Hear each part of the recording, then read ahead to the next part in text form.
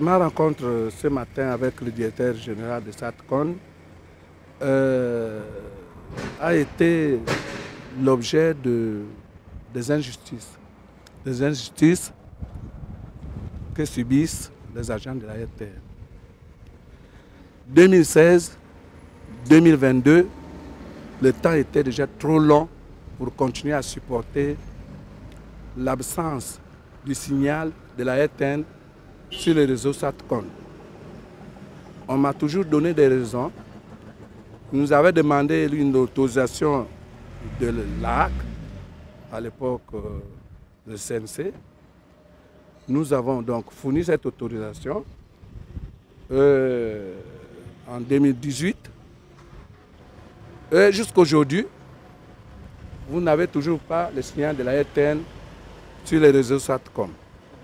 Donc aujourd'hui, nous nous sommes dit qu'il était mieux que je vienne redemander les raisons principales qui motivent les autorités, autrement dit les directeurs généraux de SATCOM, de pouvoir faire un embargo contre la RTN.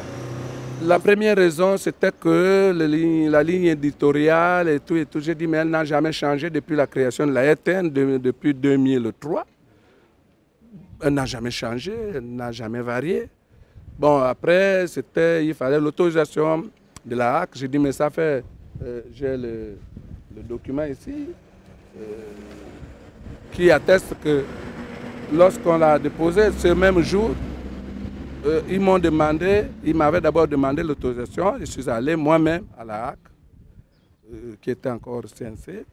Je suis allé moi-même. Le même jour, on m'a établi cette autorisation que j'ai déposée.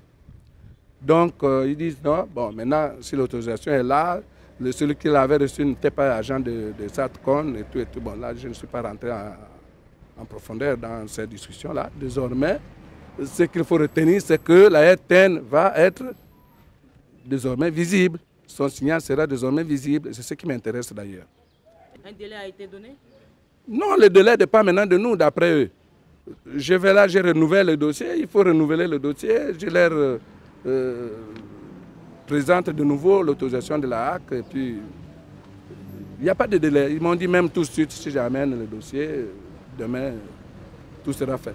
Mais maintenant, si ce n'est pas fait, je vous rappellerai, puisque vous êtes là.